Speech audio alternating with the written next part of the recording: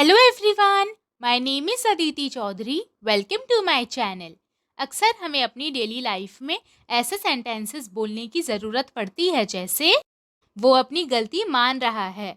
अपनी गलती मानना सीखो। तुम कभी अपनी गलती नहीं मानती। जब मैंने कुछ किया ही नहीं तो अपनी गलती क्यों मानूं?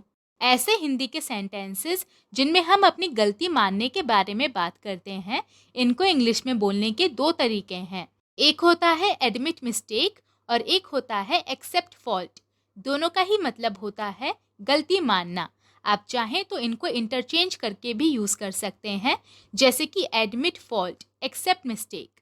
इसको लेकर सेंटेंसेस बनाने का रूल देखते हैं। इसके रूल में सबसे पहले सब्जेक्ट आता है। सब्जेक्ट के बाद सब्जेक्ट और टेंस के अकॉर्डिंग हेल्पिंग वर्ब आती है। इसके बाद एडमिट या एक्सेप्ट, इन दोनों में से कोई एक आता है। इसके बाद पजेसिव एडजेक्टिव आता है, जैसे कि my, your, his, her, our, their, और लास्ट में मिस्टेक या फॉल्ट, इन दोनों में से कोई एक आता है। यहाँ पर ये जो एडमिट और एक्सेप्ट हैं, ये as a main verb use होते हैं, जो कि सब्जेक्ट और टेंस के अकॉर्डिंग चेंज भी हो सकते हैं, जैसे कि admits, admitted, admitting, accepts, accepted, accepting. चलिए अब कुछ एग्जाम्पल्स देखते हैं, जिससे आपको इसका मतलब पूरी तरह से समझ में आ जाए। वो अपनी गलती मान रहा है, he is admitting his mistake, या फिर he is accepting his fault. अपनी गलती मानना सीखो, learn to admit your mistake, या फिर learn to accept your fault.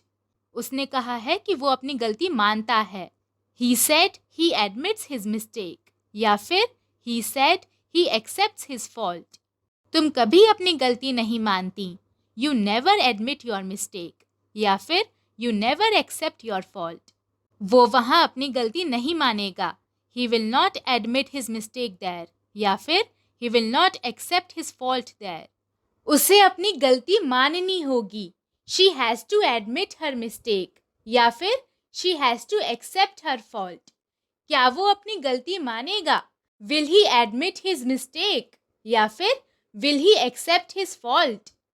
जब मैंने कुछ किया ही नहीं तो क्यों अपनी गलती मानूं? When I have not done anything, then why should I admit my mistake? या फिर When I have not done anything, then why should I accept my fault? तुम दोनों को अपनी गलती माननी चाहिए थी, You both should have admitted your mistake, या फिर You both should have accepted your fault. क्या तुम अपनी गलती नहीं मान सकते? Can't you admit your mistake? या फिर Can't you accept your fault? अब एक सेंटेंस आपके लिए, तुम्हें अपनी गलती माननी चाहिए। इसको हम इंग्लिश में कैसे बोलेंगे, या आप मुझे कमेंट्स में बताइए। आज की वीडियो में इतना ही। अगर आपने इससे कुछ सीखा है तो प्लीज़ इसे लाइक कीजिए। अगर आप मेरे चैनल पर नए हैं तो प्लीज़ इसे सब्सक्राइब कर लीजिए एंड बेल आइकन को प्रेस करना मत भूलिएगा, जिससे मेरे रोज आने वाले वीडियोस के नोटिफिकेशन सबसे पहले आपको मिलेंगे। चलिए अब हम मिलेंगे एक नए वीडियो में एक नए लेसन के साथ। तब तक के लिए टेक केयर, बाय बाय।